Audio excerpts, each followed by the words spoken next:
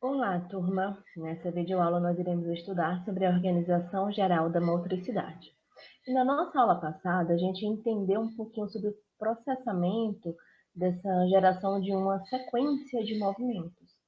Só que a gente precisa entender que a complexidade, a velocidade e a precisão desses movimentos que são gerados nos exige aí um sofisticado sistema de controle, porque a gente precisa verificar aí constantemente se esse movimento ele foi iniciado no momento correto, se esse movimento ele foi executado da forma que a gente tinha a intenção, ou até mesmo se esse movimento ele foi finalizado naquele momento que ele precisava ser finalizado.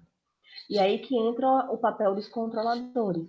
Nós temos aí estruturas especializadas em fazer esse controle e essa observação constante, que seriam aí o cerebelo e os núcleos da base, que serão aí o tema dessa nossa videoaula. Nós vamos iniciar conhecendo o cerebelo. O cerebelo ele recebe esse nome devido a parecer com um cérebro pequeno, então a gente tem aqui o cerebelo. Ele compõe aí apenas 10% do que a gente tem de encéfalo. Entretanto, é nessa porção do cerebelo que a gente possui cerca de 50% do total de neurônios presentes em todo o encéfalo. Alguns autores chegam a dizer que nessa porção do cerebelo a gente tem aí cerca de 80% da quantidade de neurônios do nosso encéfalo como um todo. É interessante observar que esses neurônios eles ficam bem compactados nessa região. Uma outra coisa legal é que, geralmente, quando foi feita a primeira contagem para tentar descobrir quantos neurônios possuía aí um encéfalo humano, chegou-se a um número de 100 bilhões de neurônios. Por isso que existe um livro da neurofisiologia chamado de 100 bilhões de neurônios, né? O livro lá do Lente. E alguns autores estimam que nessa região aqui, ó, de cerebelo, a gente talvez tenha aí cerca de 85 milhões de neurônios. E hoje em dia já sabe-se que a quantidade de neurônios encefálicos é muito maior. Tá?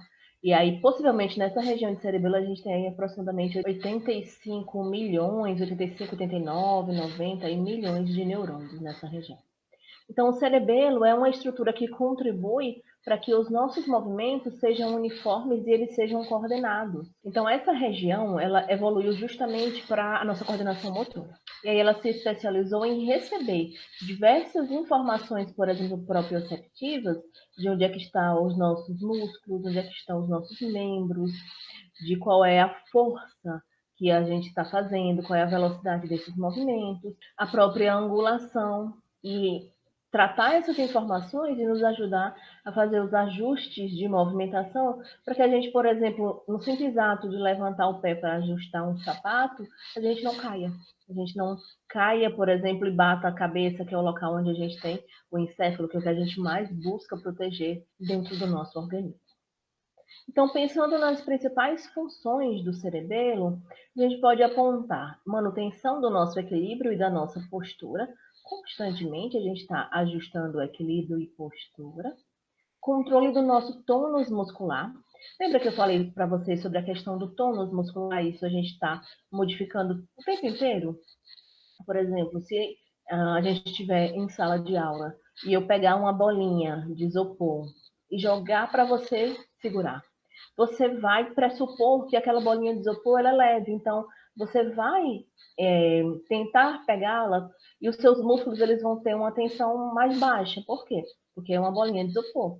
E se dentro dessa bolinha de isopor tiver uma bolinha de chumbo, que é um material pesado, quando você pegar, a sua mão vai tender a cair. E aí você vai ajustar o tônus muscular para que você consiga segurar aquela estrutura.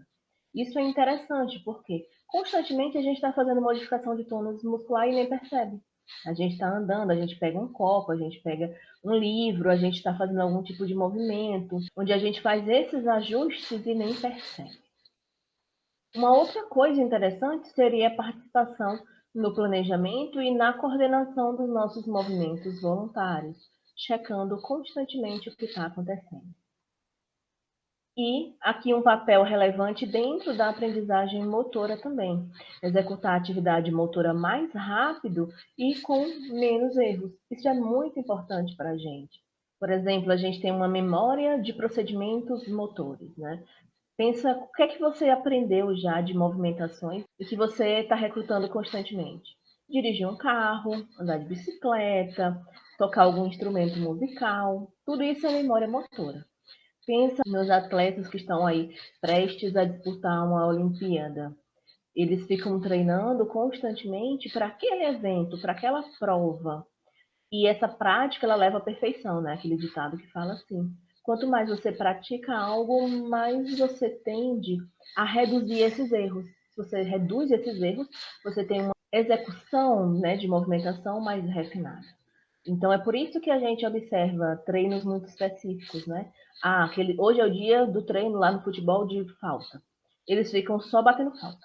Aí você pode pensar, nossa, por que eles estão fazendo isso o dia inteiro? Porque a cada momento o corpo está aprendendo. Se o pé fizer isso, se virar mais para a direita, mais para a esquerda, tudo que está acontecendo, isso vai sendo ajustado.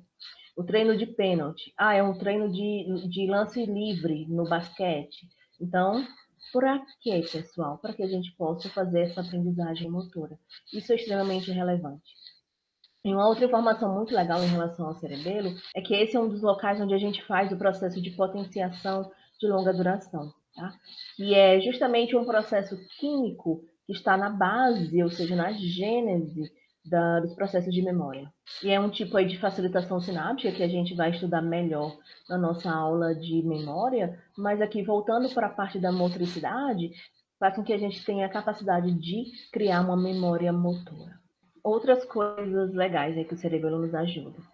Faz esses ajustes corretivos de movimentos iniciados. Então, o movimento já está acontecendo e a gente tem aí essa atividade de correção mesmo. E é por isso que a gente diz que ele tem uma capacidade online, é um controle online. No momento que está acontecendo, ele está corrigindo. E o que é que esse cerebelo ele vai se ater? Ele vai corrigir o quê? A questão da força que a gente está aplicando nesse movimento, o ritmo desse movimento. Você pode começar tudo desengonçado, depois você vai ajustando, né, no momento que você está no meio do movimento. A sequência de padrões musculares que são modificados, a sequência de movimentos. Além disso, a questão do sinergismo e antagonismo muscular. Tem uma hora que você precisa contrair um músculo e relaxar o antagonista, para que a gente possa ter movimentos corretos. Então, tudo isso aqui, o cerebelo está de olho o tempo inteiro, tá? Esse controle aí online. E é por isso que lesões nessa região de cerebelo podem levar à perda de coordenação motora, já que ele regula muito esse processo. Mas a gente não vai observar necessariamente uma paralisia muscular. Não é que não consegue fazer um movimento, pessoal. Não tem uma coordenação motora. E a gente vai ver algumas alterações.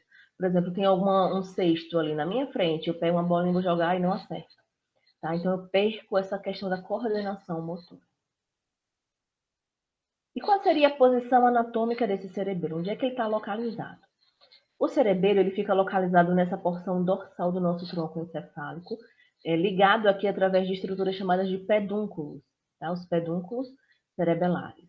Esse cerebelo é composto por diferentes núcleos, tá? Que são dispostos em pares, e aí, então a gente tem uma parte para o lado direito e uma parte para o lado esquerdo. Quem seriam esses núcleos? Vamos observar aqui essa porção mais central dessa estrutura, tá? A gente teria o núcleo do fastígio, o núcleo interposto, ou o núcleo interposto, que é subdividido, tá, em dois núcleos, que seria o núcleo emboliforme e o núcleo globoso. E a gente tem o núcleo denteado, que é o maiorzinho deles e fica mais para as laterais. Uma outra coisa que a gente pode observar na estrutura do cerebelo, como ele tem uma quantidade muito grande de neurônios, os neurônios eles ficam muito bem compactados. E nessa superfície a gente observa várias pregas, então uma superfície bem pregueada, que ficam dispostas de forma paralelas e são muitas vezes chamadas de folhas, tá? Então essas pregas podem ser chamadas de folhas. Além disso, a gente tem algumas fissuras, algumas delas são importantes para fazer algumas divisões anatômicas, tá, desse cerebelo, como por exemplo a fissura primária, a fissura principal e essa fissura posterolateral. Existem diferentes formas de dividir o cerebelo, tá? A gente vai passar a conhecer algumas dessas divisões cerebelares. Pensando do ponto de vista da distribuição dessas fissuras, que seria aqui a fissura primária, né, a fissura posterolateral, esse cerebelo é dividido em lobos ou nodos. A gente tem o lobo anterior, essa porção aqui anterior. A gente teria o lobo posterior, tá? Essa porção aqui mais central. E essa porção aqui de baixo é o lóbulo flóculo nodular, que vai pegar essa parte aqui, ó, do flóculo e do nódulo. Então, lóbulo flóculo nodular. Se a gente for fazer uma observação agora da estrutura do cerebelo do ponto de vista mais vertical, assim que é vertical, né? Vertical é assim, horizontal é assim, tá, gente? Então, aqui seria uma divisão mais horizontal, aqui seria uma divisão mais vertical. Desse ponto de vista assim mais vertical, o que é que a gente tem? A gente teria essa região central que é chamada de vermes, porque dizem que se assemelha a um verme. Essa porção aqui seria o verme.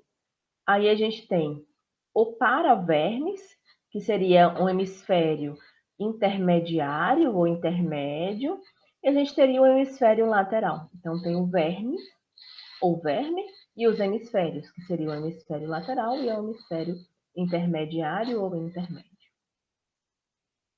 Só que pensando do ponto de vista funcional, ou seja, quais seriam as funções desse cerebelo, pensando na atividade motora e nas atividades cognitivas, já temos outras divisões. A gente tem a região do espinocerebelo. A região do espinocerebelo, ela pega essa parte aqui, ó, de verme e a parte intermédia desses outros hemisférios. Então, essa porção aqui seria chamada de espinocerebelo. Essa porção aqui do hemisfério mais lateral, né, a parte lateral dos hemisférios, a gente chama de cérebro-cerebelo. E aquela parte que pega o nodo flóculo-nodular, a gente chama aí de vestíbulo-cerebelo.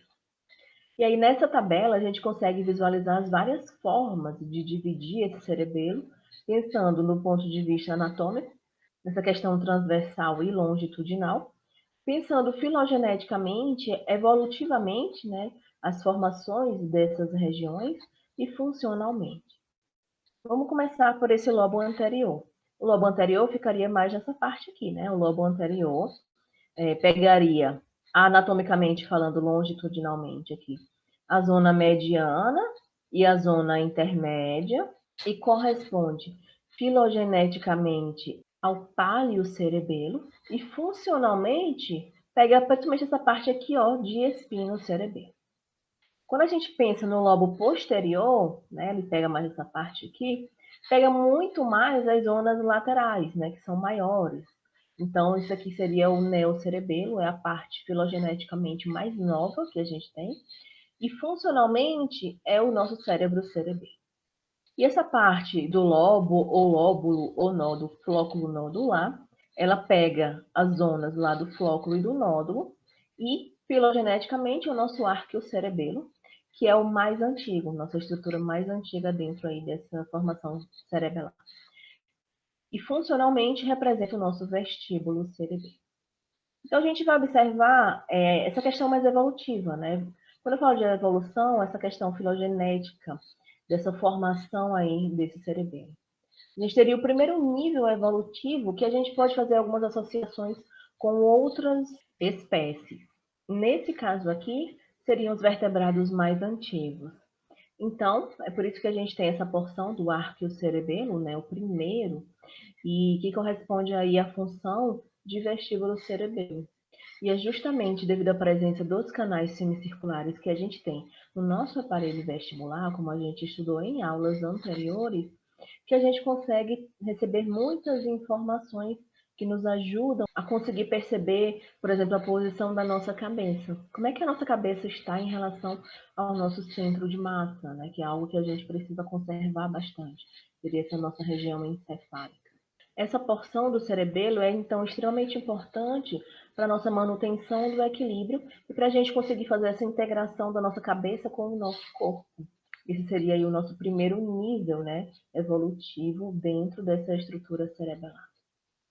Quando a gente fala do segundo nível evolutivo, a gente pode observar algumas coisas que temos lá nos peixes, por exemplo, devido à presença, no caso deles, das nadadeiras. Nesse caso, seria o paleocerebelo, né, que a gente vai chamar aí de espinocerebelo do ponto de vista funcional. Observe esse nome, gente. Espino, ele vai lembrar o quê? Espinha, que lembra então medula espinal. Então, essa região do espinocerebelo vai receber muitas aferências que vêm da medula espinal, trazendo então várias informações, por exemplo, dos nossos proprioceptores, como os fusos musculares, os órgãos tendinosos de Golgi, que vão nos informar como é que está o nosso músculo, como é que estão as nossas articulações, como é que esse músculo está contraído, está relaxado, como é que eles estão.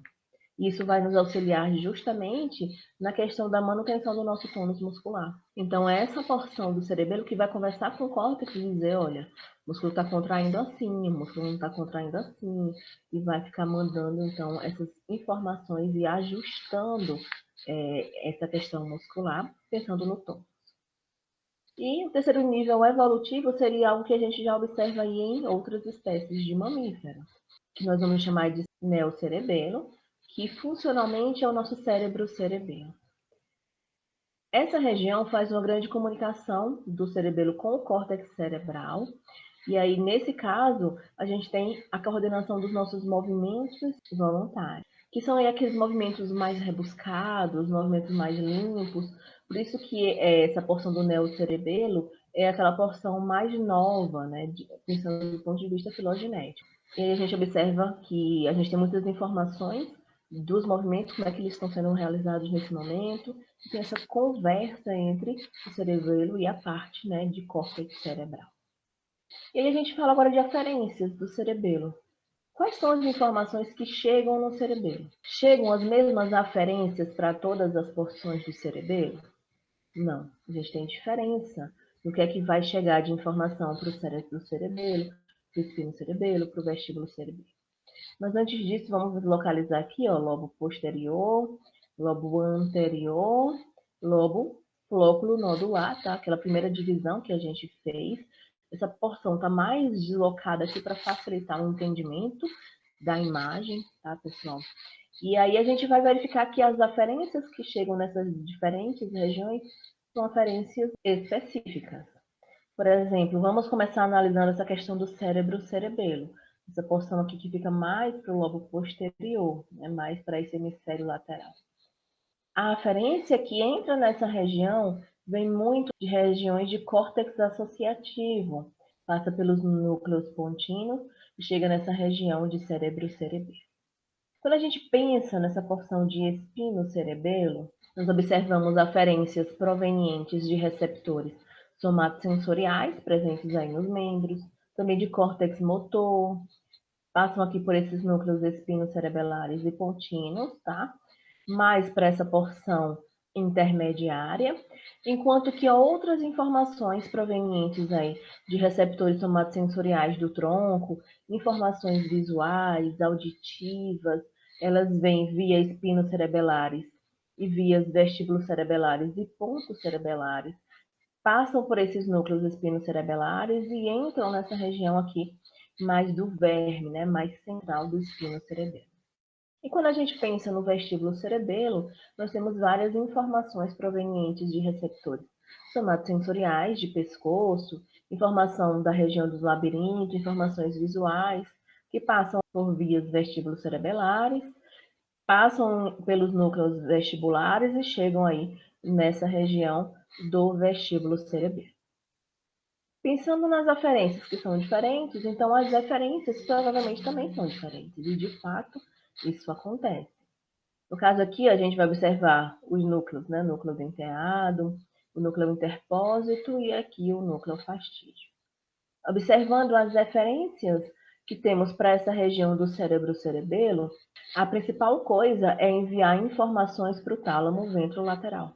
E o tálamo, por ser um grande centro de retransmissão, manda comandos aí, passa informações para diferentes córtices, como córtex motor, córtex pré-motor, pré-frontal e parietal.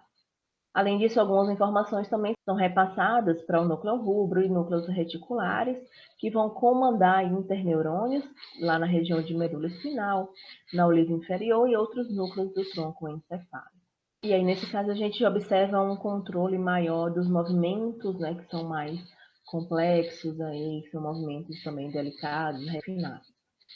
Quando a gente pensa nas eferências, que seriam esses sinais de saída dessa região espino-cerebelar, aí a gente tem informações partindo para o núcleo rubro, né, para os núcleos reticulares, para controlar aquela região de medula espinal, de tronco encefálico, algumas informações indo também para tálamo ventrolateral, isso quando a gente está falando dessa porção mais intermediária, tá? Quando a gente está partindo dessa região mais central do verme ali, né, que seria essa porção do espinocerebelo mais central, a gente pode enviar informações para a região de tálamo ventrolateral e também para os núcleos vestibulares. E a gente teria aqui ativação de neurônios motores e interneurônios nas regiões de medula espinal e também de tronco encefálico, nos ajudando muito na nossa manutenção aí de tônus muscular e também de postura.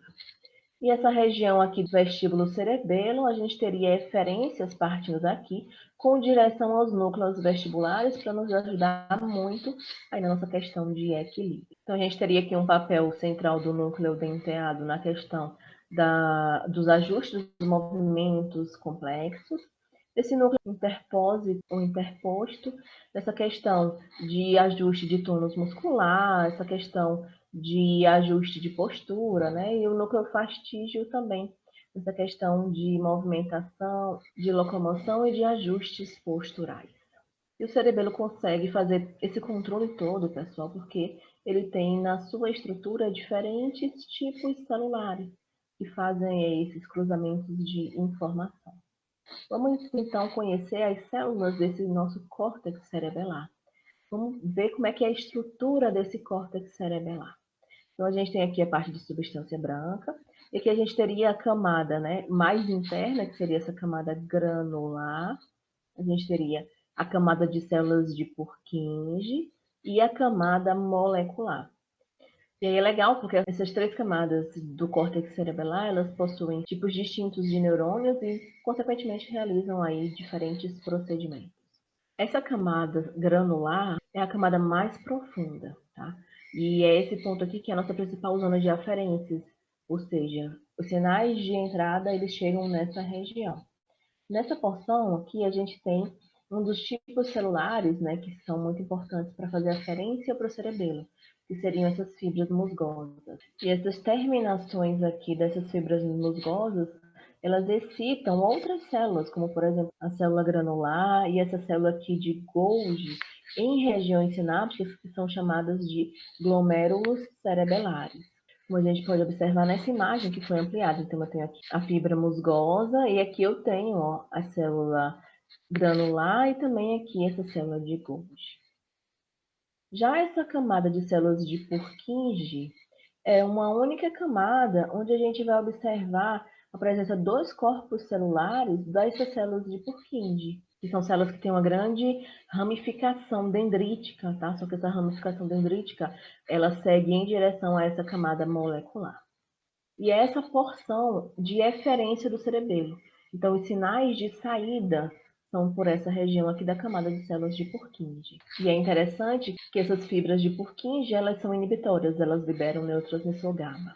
Nessa região aqui da camada molecular, a gente observa que esses dendritos dessas células de Purkinje ficam localizados, né?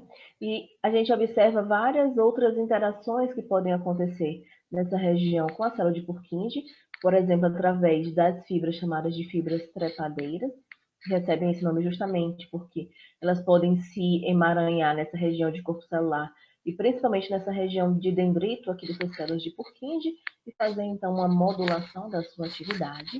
E é uma região onde a gente observa algumas células que são interneurônios inibitórios, como essas células aqui em sexta e também essa célula estrelada que conseguem fazer modulação, tá? Dessas células de Purkinje, além de a gente observar também alguns interneurônios excitatórios, todos fazendo modulação aqui, muitas vezes no lateral, dessas células de Purkinje. E que interessante, pessoal, os dois principais tipos de fibras que fazem aí aferência para essas regiões cerebelares, né, que seria a fibra musgosa e essa fibra aqui entrepadeira, trazem essas informações e fazem processos excitatórios nessa região cerebelar. O neurotransmissor aqui vai ser o glutamato, tá? Só que elas vêm de locais diferentes. Por exemplo, a fibra musgosa é o nosso sinal de entrada, nossa aferência, que provém lá dos neurônios presentes na região de medula espinal e de tronco encefálico. E ela pode fazer a excitação dessa célula nuclear profunda, que leva o sinal de saída do cerebelo, ou fazer a excitação dessas células granulosas. Aqui a gente tem a região de núcleos profundos do cerebelo, tá? Região de córtex, que a gente conheceu. E aí a gente tem aqui nessa estrutura, tá, pessoal? A camada das células de Purkinje, que está disposta nessa figura da forma correta. Essa porção aqui é a camada das células granulosas, tá? E essa porção aqui é a camada molecular. Então, ajeitem aí na apresentação de vocês. E olha que legal, gente. O que acontece quando essa fibra musgosa ela ativa essas células granulosas? Essas células granulosas elas podem fazer ligações, conexões, na verdade, aqui com essas células de Purkinje, conexões laterais, porque aqui a gente tem um grande perfil de ramificação. Então, essas células granulosas, elas podem, por serem excitatórias, ativar essas células de Purkinje aqui. Isso via lateral, tá?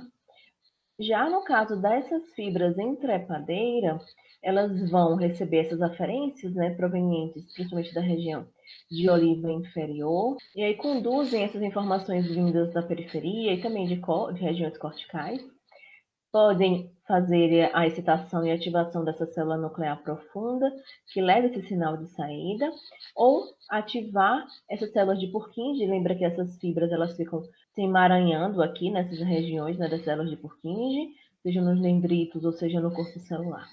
E aí ativam essas células de Purkinje. E as células de Purkinje, uma vez ativadas, elas são inibitórias, então elas liberam GABA, essa célula nuclear profunda. Então, essas células de Purkinje, elas fazem justamente um processo de diminuição dessa liberação de informações cerebelares para as outras estruturas. Então, é quem faz justamente esse controle das eferências, seria essa célula de Purkinje. Isso nós podemos observar também nessa outra imagem. Nós temos aqui a entrada, proveniente aí esses sinais vindos do sistema nervoso periférico, sistema nervoso central. Aqui, por exemplo, através do núcleo olivar inferior, sinal de entrada, fibra trepadeira. Esse sinal pode levar, então, a uma ativação desses núcleos centrais, que seriam aí excitatórios, mandando sinais de saída do cerebelo para o córtex troncoencefálico. Só que essas fibras trepadeiras, né, por se ligarem aqui, se enroscarem nessas células de Purkinje, podem também fazer a ativação delas. E dessa forma a gente teria um processo inibitório acontecendo nesses núcleos centrais, diminuindo essa mensagem de saída. Além disso, a gente pode ter sinais de entrada provenientes de núcleos pontinos, núcleos vestibulares, formação reticular, medula espinal, chegando via fibras musgosas, que podem ativar diretamente esses núcleos centrais para ter sinal de saída do cerebelo para a córtex e tronco encefálico, ou elas vão ativar essas células granulosas que podem fazer o que via conexão lateral, ativar esses neurônios de Purkinje, essas células de Purkinje, né? E aí também ter esse sinal inibitório voltando. É interessante observar que a gente faz um reforço do movimento quando a gente recebe esses sinais da nossa periferia, ao mesmo tempo que a gente também tem uma atividade de refino desse movimento. Eu não tenho só que fazer o movimento, passar esse movimento, eu tenho que conseguir refinar esse movimento. Então, quando a gente amplia essa região cerebelar, o que a gente observa? Que ao mesmo tempo que a gente consegue excitar rapidamente o cerebelo para ele mandar mensagens de saída para a córtex do tronco encefálico, aí a gente gera um sinal inibitório também. E esse sinal inibitório é responsável por controlar o fluxo de informações que vão ser enviadas aí do cerebelo para essas outras regiões. Como esse cerebelo é extremamente importante para várias atividades corporais, como a gente vem observado, lesões cerebelares elas vão causar vários problemas nos indivíduos.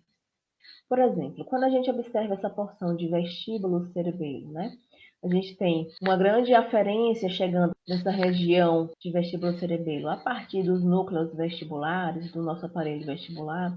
A gente tem sinais de saída que partem para os nossos extensores dos membros, né, os músculos aí antigravitacionais, aquela porção axial, porção proximal. E essa forma, o vestíbulo cerebelo é muito importante para o nosso equilíbrio, né? Então, quando o indivíduo tem alguma lesão nessa região de vestíbulo cerebelo, a gente observa uma ataxia troncular. E o indivíduo ele passa a apresentar uma base mais alargada. Ele perde essa informação de equilíbrio. Quando a gente está desequilibrando, uma das principais coisas que a gente faz é separar as nossas pernas. Então, a gente aumenta a nossa base, porque assim a gente fica mais seguro. Então, o indivíduo que tem uma lesão no vestíbulo cerebelo, ele fica pensando o tempo inteiro que ele vai cair. Então, é por isso que ele anda com essa base aqui, ó, mais alargada. Porque ele perde essas informações relacionadas aí com o nosso equilíbrio. Já na questão do espinocerebelo, tá? Essa região de espinocerebelo, que é essa região mais central, né? Recebe muitas projeções de proprioceptores, fusos musculares, órgãos tendinosos de Golgi, e a gente tem muita informação em relação a tônus muscular, por exemplo. Manda sinais de volta, né, para a musculatura dos nossos membros. Então, quando o indivíduo tem lesões nessa região, ele passa a apresentar ataxia, uma marcha instável, oscilante e também cambaleante. E ele vai ter muitos erros na execução motora. É como se fosse aquela forma de andar de uma pessoa que está bêbada. Tá? E, inclusive, eu queria chamar a atenção de vocês que quando a pessoa fica bêbada, devido ao consumo excessivo de etanol, né, o álcool, o que vai acontecer é que esse etanol ele é inibitório, né? Ele atua em receptores GABA-A do GABA, aumentando o influxo de cloreto. E isso acontece nessas regiões cerebelares.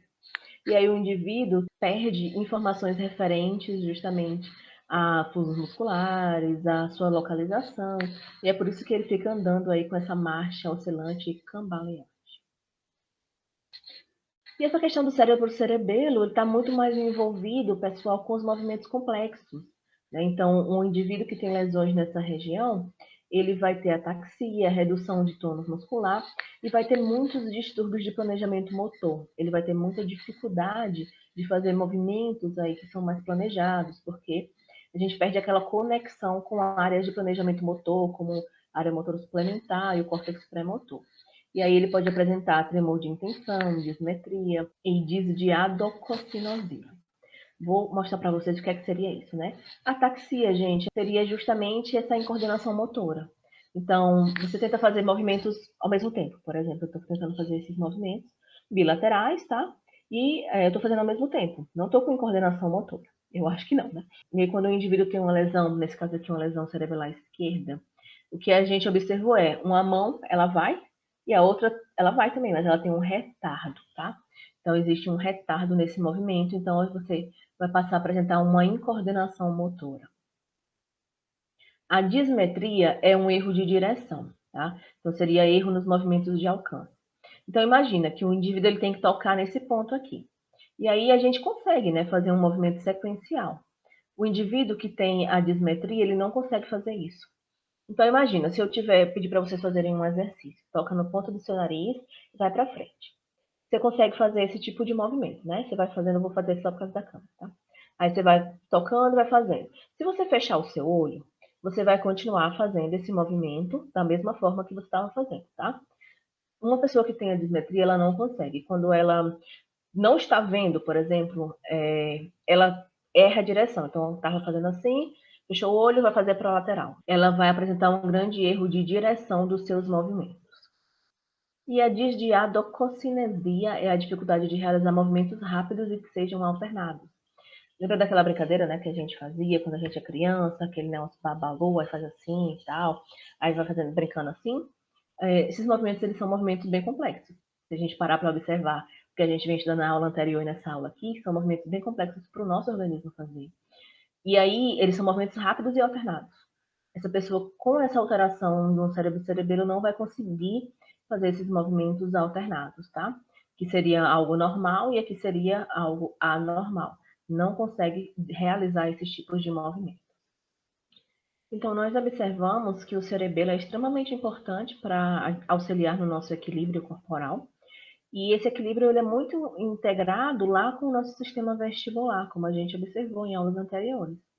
Relembrando, né, que nós temos um sistema vestibular composto aí pelos canais semicirculares, que são 3, estão dispostos em diferentes posições, Aí a gente tem aqui a ampola, né, onde a gente tem aquela cúpula, algumas células ciliadas, e nós temos aqui os órgãos chamados de otolíticos, né, que seria o utrículo e o sáculo, que também são extremamente importantes, e o nosso nervo vestibular. E essa parte aqui da cóclea, né, que a gente estudou, está mais associado com a questão da audição. Se a gente ampliar essa região de mácula, sacular e utricular, o que a gente vai observar seria uma série de células de suporte e muitas células ciliares.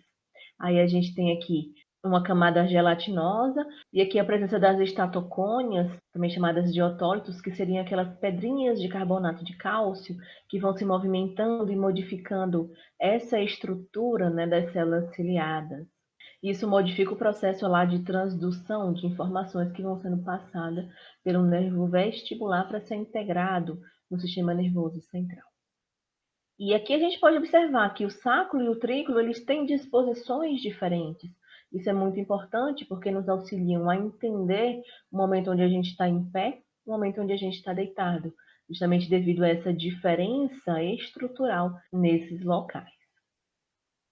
Então, o sáculo e o trículo eles são muito importantes para a gente observar essa aceleração linear, né, a inclinação da nossa cabeça, quando ela vai para trás, quando ela vai para frente, a gente tem modificações nessas células ciliadas, devido justamente às pedrinhas que vão caindo para um lado, para o outro, e aí a gente vai tendo modificações nessas regiões. Além disso, sem a inclinação da cabeça, a gente consegue observar processos de aceleração rápida e de desaceleração rápida também. Se eu estiver sentado encostado num carro, lá num banco, você consegue perceber a aceleração rápida ou a desaceleração rápida devido a essas movimentações que vão acontecendo nessa região. Então, observando essas imagens e ampliando essas estruturas, né, a mácula lá do utrículo e do sáculo é muito mais importante para o nosso movimento translacional, essa aceleração linear, saber se sua cabeça está indo para frente ou se sua cabeça está indo para trás. Quando a gente pensa na estrutura da ampola, aí a gente teria essa região da cúpula da ampola, a gente vai ter aqui justamente essas células lineares aqui, e que vão ser muito importantes para o movimento rotacional, aquele movimento angular.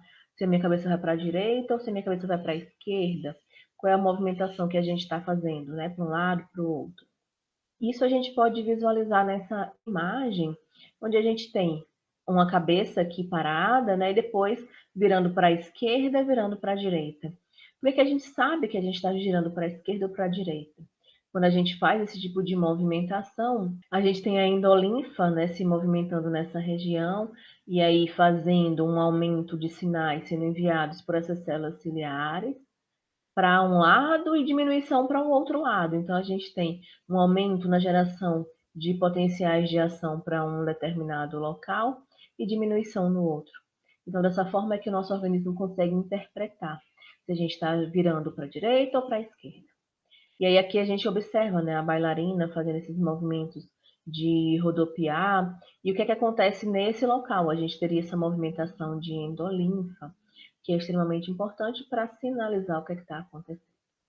E aí um ponto importante para relembrar em relação a essa questão do equilíbrio, pessoal, é quando a gente está fazendo esse tipo de movimento rotacional, né, a gente tem uma tendência a ficar tonto. Por que a gente fica tonto quando a gente está girando? Girando, girando, girando, né?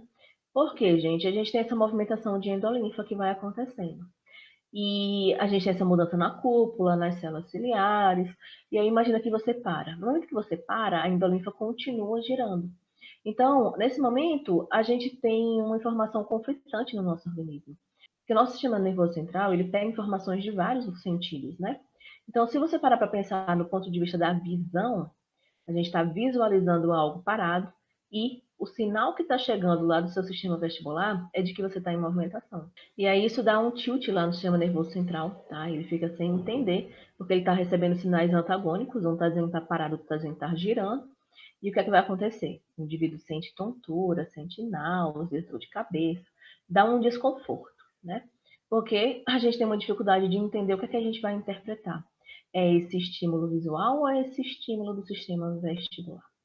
Por isso que eu sempre brinco com o pessoal de que se você estiver naquelas competições, né, valendo alguma coisa, que você tem que ficar girando num bastão, né? Baixa-cabeça, fica girando, depois você tem que levantar e sair, andar até um determinado local.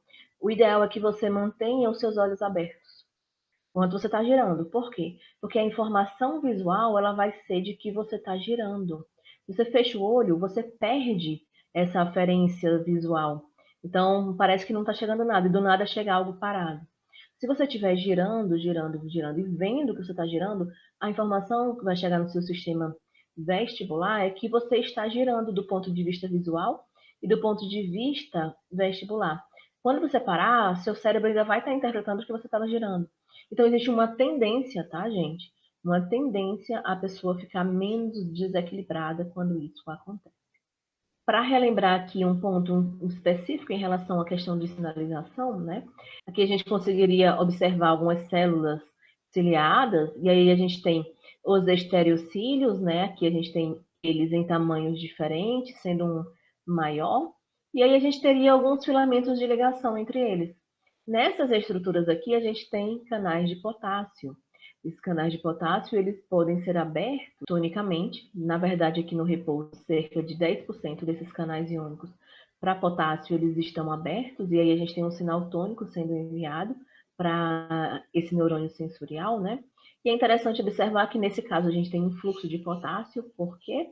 Porque a gente tem a endolinfa nessa região, e a endolinfa possui muito mais potássio na sua composição. Então, a gente tem uma maior concentração de potássio no meio extracelular do que no meio intracelular. Essa é uma das exceções aí do nosso organismo. Aí a gente teria esse influxo de cargas positivas, levando à liberação, né, de neurotransmissores a partir aqui dessa célula ciliada que vai atuar nesse neurônio sensorial primário. Então, a gente teria sinais sendo enviados constantemente. No momento da excitação, quando essas células pilosas elas se curvam para uma direção, a célula vai despolarizar, o que aumenta essa frequência de potenciais de ação no neurônio sensorial associado. Porque nesse caso, quando ela se curva em direção ao maior cílio delas, a gente observa uma abertura desses canais de potássio. Entra então mais potássio, mais carga positiva. Isso leva a um processo de despolarização, influxo de cálcio, com consequente liberação de mais neurotransmissores, então os potenciais de ação aumentam. Já no caso contrário, que seria um processo inibitório, pessoal, se essa célula pilosa ela se curva na direção oposta, né, em direção ao menor cílio, esses canais iônicos eles se fecham. Aí a célula vai hiperpolarizar e a sinalização desses neurônios sensoriais vai diminuir. Então aqui a gente veria canais fechados, uma menor entrada de cátions, o que vai levar a uma hiperpolarização da célula, com menor liberação de neurotransmissores e diminuição desses potenciais de ação que são gerados aí tonicamente. Uma outra coisa muito legal do sistema vestibular é que existe um reflexo vestíbulo ocular, que é muito importante para a gente conseguir manter a nossa fixação visual. O que seria isso? Manter uma imagem nítida sobre a nossa retina enquanto a nossa cabeça está se movendo. Então, imagine, se no momento que você estivesse se movendo, você não conseguisse manter essa imagem fixa na sua retina, você teria muitos problemas, né, visuais. E aí a gente observa que os nossos olhos eles conseguem se movimentar até o máximo da amplitude da nossa órbita e depois eles voltam rapidamente para esse centro da órbita. Isso a gente chama de nistagmo. Vamos observar aqui, nesse momento aqui, esse reflexo vestíbulo ocular.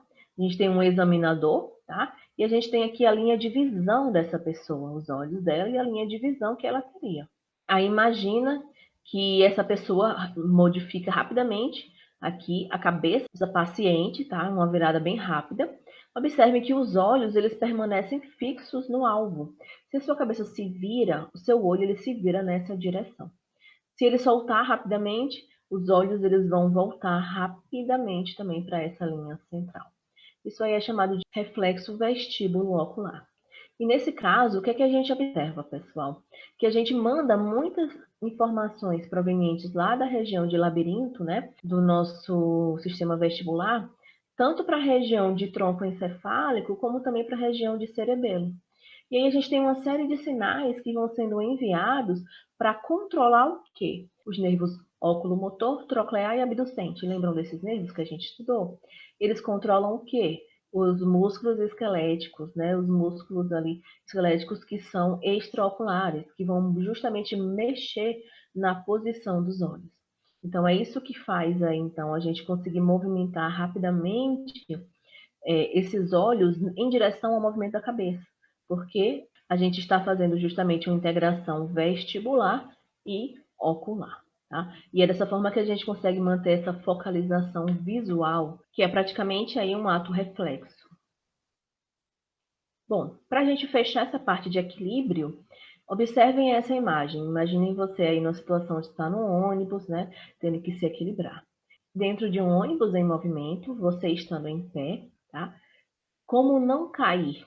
Você precisa pensar que você tem que equilibrar o seu corpo.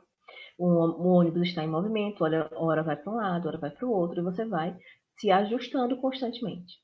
E imagine que você quer fofocar, você quer ler essa revista aqui que essa pessoa está segurando. Então você tem que fixar o seu olhar nessa revista, né? Hoje em dia o pessoal fica lendo a conversa do WhatsApp do outro, né?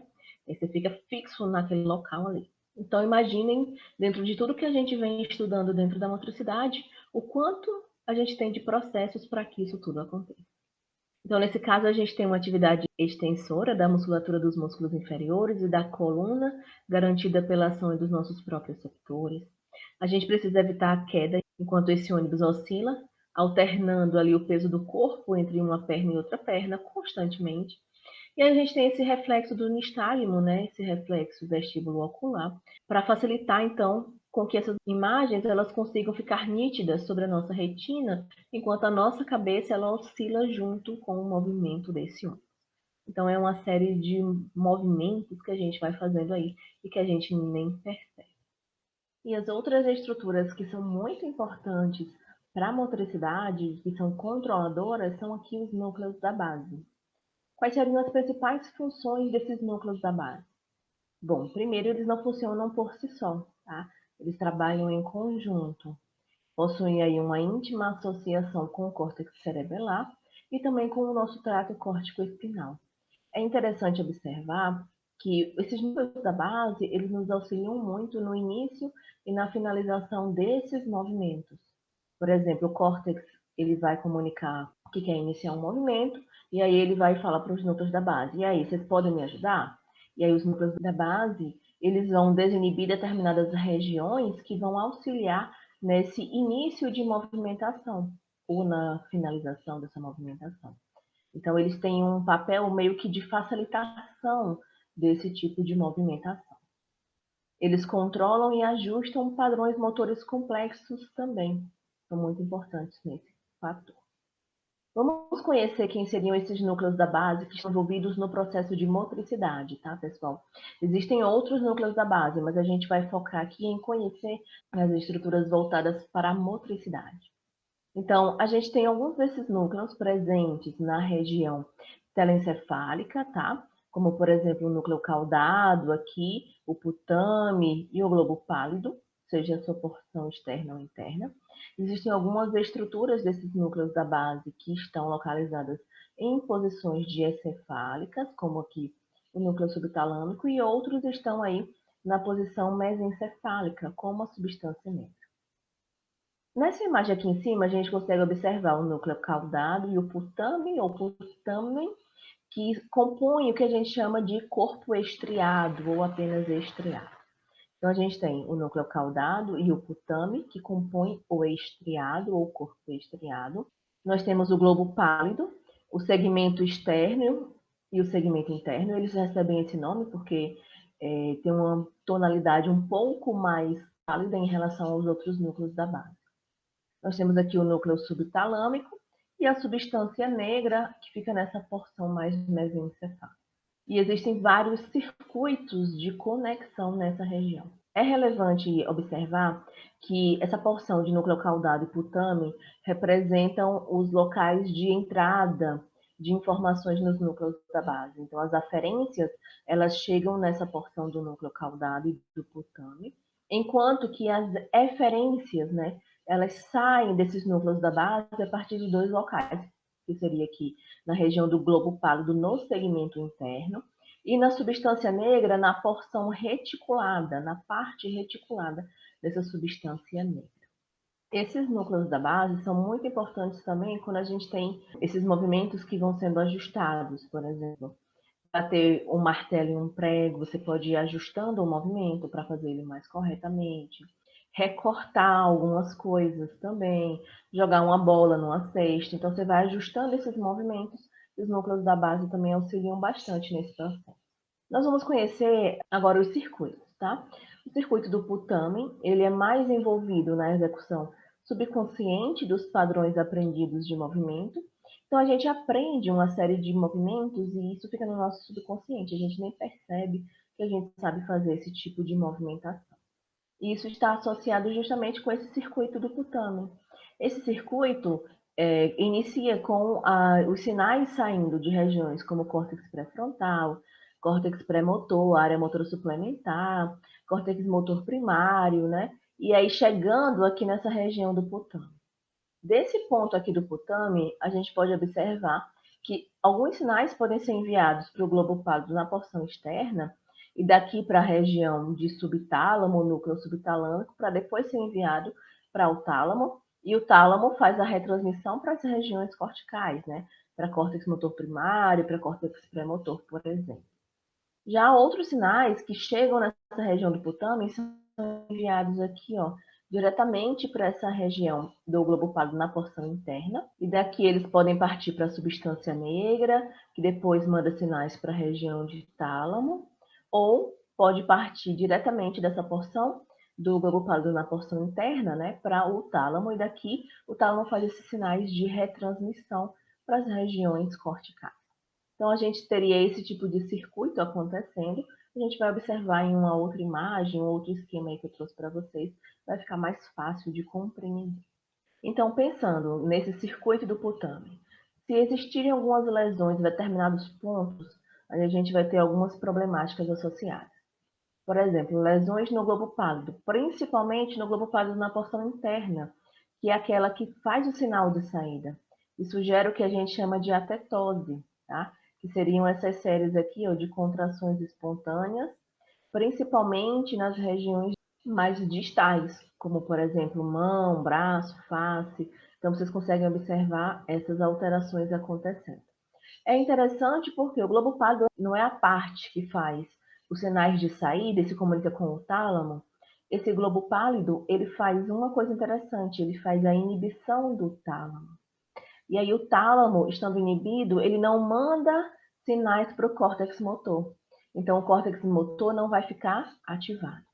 Se a gente tem uma lesão no globo pálido na porção interna, a gente não consegue inibir o tálamo. Então o tálamo tem a sua atividade aumentada e, consequentemente, vai mandar mais sinais para a região de córtex motor primário, e aí a gente vai ter um aumento nesses processos de movimentação, gerando aí contorções espontâneas.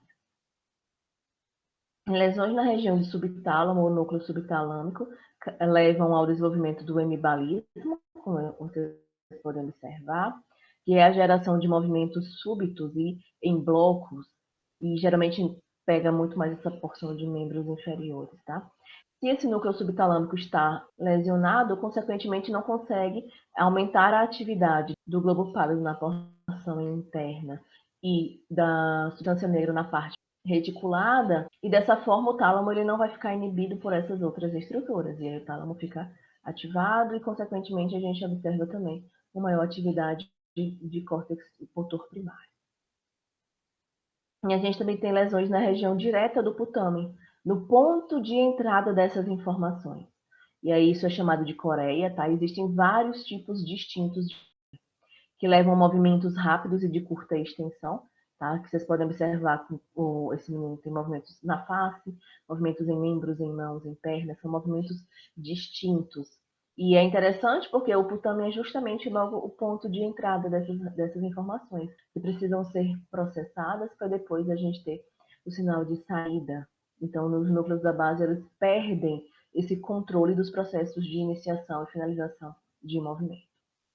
Já as lesões na região de substância negra, principalmente na substância negra na parte compacta, levam ao desenvolvimento da síndrome de Parkinson ou doença de Parkinson, que é caracterizada por bradicinesia, que é uma lentidão de movimento, por acinesia, que é a falta desse movimento, e também por tremores de repouso. O paciente aqui com a doença de Parkinson é um paciente que tem um aumento curvatura torácica, a redução da mobilidade da coluna vertebral, faz essa marcha a passos curtos, arrastando os pés, tem alteração da mímica facial, tremor de repouso, tá?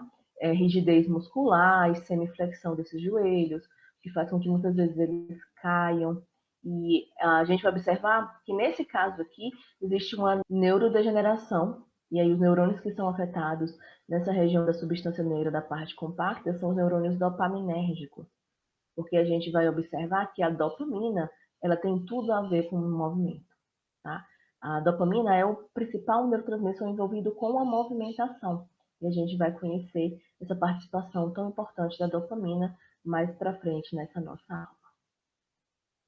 E o outro circuito seria o circuito do caudado, que está muito mais envolvido com a questão do planejamento cognitivo de padrões motores sequenciais para que a gente consiga atingir meta. Sempre que tem meta envolvida, nós temos essa porção pré-frontal mais envolvida. Então, aqui a gente observa sinais vindo de regiões pré-frontal, pré-motor, suplementar, de outras regiões corticais, entrando no caudado, podendo ir para o putamen, para o globo pálido interno, tálamo, e voltando para essas regiões corticais, principalmente pré-frontais, tá? Ou direto do caudado, indo para o globo pálido na porção interna, seguindo para o tálamo, e do tálamo para a região cortical. E aí a gente chega na dopamina. A dopamina, que é um neurotransmissor extremamente importante na motricidade. A dopamina ela atua em receptores D1, D2, D3, D4 e D5. E aí eles podem ser agrupados em duas famílias, a família D1 e a família D2. Os receptores da família D1 são os receptores D1 e receptor D5. Já os receptores da família D2 são D2, D3 e D4.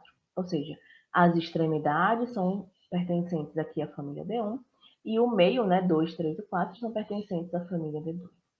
Por que a gente agrupa dessa forma? Porque tanto os receptores D1 como os receptores D5 acoplam umas proteínas G do tipo S. Então, a gente vai observar uma ativação daquela via da ciclase de adenilil, aumento de AMP cíclico. Enquanto que os receptores da família D2, eles acoplam as proteínas G e GO. Dessa forma, a gente tem uma inibição da via da ciclase de adenilil, diminuição da formação desse AMP cíclico, aumento das correntes para potássio e diminuição dessas correntes para cálcio. Então, a gente tem padrões diferentes de sinalização celular. Nesse caso, a gente também observa distribuições diferentes dentro do nosso sistema nervoso central desses receptores. E aí a gente chega na parte mais interessante da motricidade, uma das partes mais legais da fisiologia, que é conhecer as vias do movimento. Nós temos a via direta do movimento e a via indireta do movimento. Então, eu vou aqui devagar, tá? Vou apresentar para vocês as estruturas desse circuito. Depois a gente vai começar a visualizar os neurotransmissores, o que é que eles vão fazer nesse circuito. E no final a gente vai ver o papel da dopamina e por que ela é tão importante para a nossa movimentação. Então, vamos aqui com calma, pessoal. Nós temos a região de córtex cerebral, tá? A gente viu que várias regiões corticais mandam sinais para a região ali dos núcleos da base. E aí a gente teria como núcleos da base o corpo estriado, que é formado pelo caudado e pelo putamen. A gente teria o globo pálido na porção externa, núcleo subtalâmico, substância negra na parte reticulada ou parreticulada, globo pálido na porção interna, substância negra na parte compacta ou parcompacta. Além disso, a gente visualiza aqui a região de tálamo. Então, vamos começar o circuito da via direta do movimento. Nessa via direta do movimento, a gente tem uma comunicação cortical chegando nesses núcleos da base. Então, a gente tem córtex mandando sinal para os núcleos da base. E qual é a nossa aferência, né? Nosso ponto de entrada no corpo estriado.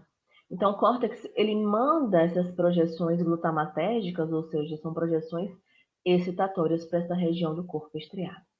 Uma vez ativada essa região de corpo estriado, eles vão mandar projeções também para outros locais.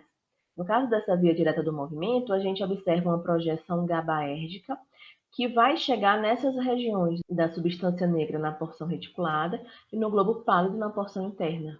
E aqui a gente vê o GABA atuando, né? Então o GABA ele é inibitório. Então, uma vez que o corpo estriado manda essas projeções para essas regiões, a gente tem essas regiões sendo inibidas. Mas vamos imaginar o que é que essas regiões fariam se elas não estivessem inibidas. Substância negra na porção ali reticulada e o globo pálido na porção interna conseguem mandar projeções GABAérgicas para o tálamo. Então, inibiriam a região do tálamo. Mas vamos imaginar o que é que o tálamo faria se ele não estivesse envolvido. O tálamo, não estando inibido, ele vai mandar projeções glutamatérgicas, e como a gente está falando de movimento, e essas projeções glutamatérgicas vão chegar aonde? Na região lá de córtex motor primário, para estimular a movimentação. Por enquanto, tudo ok? Agora a gente vai seguir a via direta por inteiro, tá? Vou só mudar aqui e pegar uma caneta para facilitar essa visualização aqui de vocês.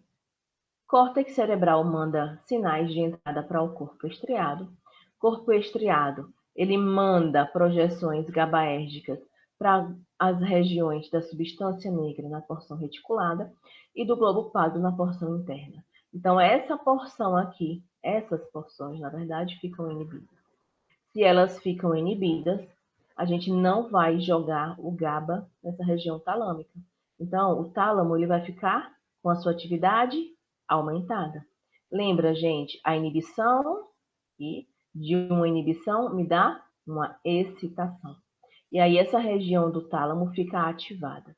Como o tálamo está ativado, ele manda as suas projeções glutamatérgicas para a região de córtex motor primário. E aí o córtex motor primário conversa com a medula espinal, os motoneurônios que tem ali, e fala, ó, a gente vai movimentar, e aí esses motoneurônios inervam o músculo esquelético, jogando acetilcolina, e a gente tem um movimento. Então, a via direta do movimento estimula o processo de movimentação através dessas conexões. Agora eu vou apagar aqui, tá? Eu vou apagar tudo e vamos começar novamente. Só que agora eu vou mostrar para vocês a via indireta do movimento. Eu tenho uma conexão de córtex cerebral da mesma forma, mandando o glutamato para essa região do corpo estriado. Só que nesse caso, gente, as projeções GABAérgicas elas vão ser direcionadas para outro local, para o globo pálido na porção externa. Então, nesse caso, o globo pálido nessa porção externa fica inibido, né? Então, vamos imaginar o que aconteceria com o globo pálido na porção externa se ele não estivesse inibido. Ele jogaria as suas projeções GABAérgicas para a região do núcleo subtalâmico. Então, jogaria GABA nessa região e iria inibir o núcleo subtalâmico. Só que agora a gente vai imaginar o que aconteceria se o núcleo subtalâmico não estivesse inibido. Ele jogaria projeções glutamatérgicas, então ele ativaria essa região aqui, ó, da substância negra na parte reticulada e do globo pálido na porção interna.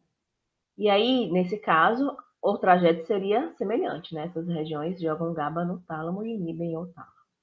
Agora, a gente vai fazer daquela mesma forma. Eu vou seguir o circuito inteiro para a gente entender o que acontece quando a gente tem a ativação da via indireta desse movimento. Então, o córtex cerebral se comunica com o corpo estriado, fazendo esse processo excitatório. O corpo estriado vai liberar GABA, né, nessa região do globo pálido, na porção externa. Então, essa porção fica inibida. Logo, não libera GABA no núcleo subtalâmico. Por causa disso, o núcleo subtalâmico fica ativado, fica excitado, fica aí com a sua atividade mantida. E aí ele começa a jogar suas projeções glutamatérgicas para essa região da substância negra na porção reticulada e do globo pálido na porção interna. Então as suas atividades ficam aumentadas. E aí eles passam a jogar GABA no tálamo. O tálamo fica inibido. Se o tálamo fica inibido, ele não joga glutamato no córtex motor primário, não ativa essa área. Por isso, pessoal, que a ativação da via indireta aqui do movimento está associada com a diminuição da movimentação. E é por isso que esses núcleos da base são importantes, porque eles facilitam o início desse movimento e facilitam também a finalização desse movimento. A gente precisa parar o movimento também. Então, a gente facilita o início da movimentação e facilita também essa finalização da movimentação. Essas são as vias direta e indireta do movimento. Professora, mas a senhora falou que a dopamina é o neurotransmissor mais importante aí quando a gente pensa em movimentação. É verdade. Por quê? Vamos observar que coisa interessante que a dopamina faz. Existe também, pessoal, uma conexão do córtex com a substância negra na porção compacta. O córtex joga o glutamato nessa região, ativando esses neurônios locais. E esses neurônios, eles são dopaminérgicos. Então, a resposta que a gente vai ser a liberação de dopamina, que atua em receptores presentes aqui, ó, no corpo estriado. A gente tem, em determinadas porções, receptores da família D1 e em outras regiões, receptores da família D2. Quando a gente pensa na atuação dessa via direta, a gente tem muito mais aqui a presença de receptores da família D1. Os receptores da família D1 são aqueles que acoplam as proteínas GS. E aí eles vão aumentar a quantidade de AMP cíclico, ativa PKA, que em neurônios fosforila canais de cálcio dependente de voltagem, a gente tem um influxo de cálcio e a gente tem uma maior liberação de neurotransmissores. Quais são os neurotransmissores que vão ser liberados pelo corpo estriado? GABA. Então, o GABA vai ser liberado e vai atuar nessa região aqui, ó, da substância negra na porção reticulada e também no globo pálido na porção interna. E aí, o que é que vai acontecer? A gente vai ter uma inibição dessas regiões, que não vão conseguir jogar GABA no tálamo, ou seja, não vão conseguir inibir a atividade talâmica. Logo, a atividade talâmica é aumentada. E aí o tálamo vai jogar glutamato nessa região de córtex cerebral, lá na região do córtex motor primário. E isso vai estimular a movimentação, porque vai conversar com os motoneurônios lá da medula espinal, que vão inervar os músculos esqueléticos, jogando acetilcolina, e isso vai levar à movimentação. Então, dopamina atuando na via direta do movimento estimula o movimento. Eu vou apagar aqui novamente, tá? Para a gente observar o que acontece com a dopamina atuando agora na via indireta do movimento. Nessas regiões, a gente vai ter uma predominância de receptores do tipo D2, tá? Que são receptores que acoplam as proteínas GI. São proteínas inibitórias, diminui os níveis de AMP cíclico, diminui a atividade de PKA e, consequentemente, diminui a liberação de neurotransmissores. Então, a dopamina atuando nesses receptores da família D2 diminui a liberação do GABA aqui. Então, diminui a liberação de GABA e, consequentemente, essa porção aqui, ó, do globo pálido na porção externa vai ficar ativada. Quando o globo pálido na porção externa ficar ativado, ele libera o GABA, que atua inibindo o núcleo subtalâmico. Então, o núcleo subtalâmico fica inibido. Ele estando inibido, não ativa a substância negra na porção reticulada, nem o globo pálido na porção interna. Logo, o que a gente vai observar é que essas porções não vão conseguir liberar o GABA para fazer a inibição do tálamo. E dessa forma a gente tem um aumento na atividade talâmica também. E aí o tálamo consegue jogar suas projeções excitatórias para o córtex motor primário. E é por isso que a dopamina, atuando na via indireta do movimento, também promove a questão da movimentação. Então, a dopamina, ela atua através da via direta e da via indireta do movimento para estimular o processo de motricidade. Por isso que ela é tão relevante nesse processo e entender esse esquema das vias direta e indireta do movimento fazem vocês conseguirem compreender porque que problemas nessas regiões da substância negra da parte compacta e problemas aí na quantidade de dopamina produzida no nosso sistema nervoso central estão associados com vários distúrbios de motricidade aí bem conhecidos. E para a gente finalizar a motricidade, existe aqui uma integração desses circuitos de movimento. Pensando aqui no nível, nas estruturas e na função, seria aí um nível mais estratégico, que seria mais alto, onde a gente teria associações entre as áreas associativas, núcleos da base, cerebelo, fazendo o planejamento dessa intenção do movimento, a programação motora, esses processos de correção.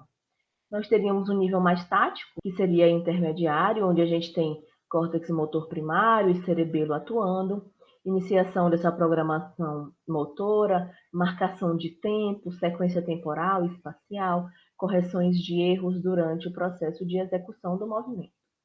E a execução, né, seria o nível aí mais baixo, onde a gente tem muito papel de tronco encefálico e de medula espinal, fazendo esse recrutamento de motoneurônios e interneurônios e os ajustes necessários para a gente manter a nossa postura corporal.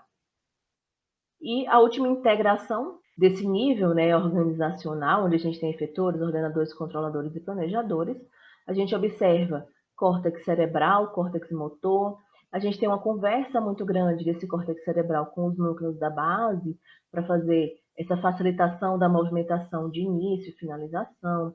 A gente tem muitos sinais somestésicos chegando na região de cerebelo para a gente fazer a questão da nossa correção, né, esse controle online, a correção constante. Eles se comunicam com o tálamo e o tálamo com o córtex motor. Lembrando que esse córtex motor se comunica bastante com diferentes núcleos ali na região mesencefálica, na região de tronco encefálico, que são responsáveis por controlar diferentes aspectos, como a nossa movimentação ocular, a nossa postura, equilíbrio, os movimentos mais finos, rebuscados, né, mais delicados. E a gente tem essa comunicação com os nossos motoneurônios. Esses motoneurônios inervam os músculos e aí a gente vai ter os processos de contração muscular. E dessa forma, pessoal, a gente finaliza a organização geral da nossa motricidade, conhecendo agora os controladores.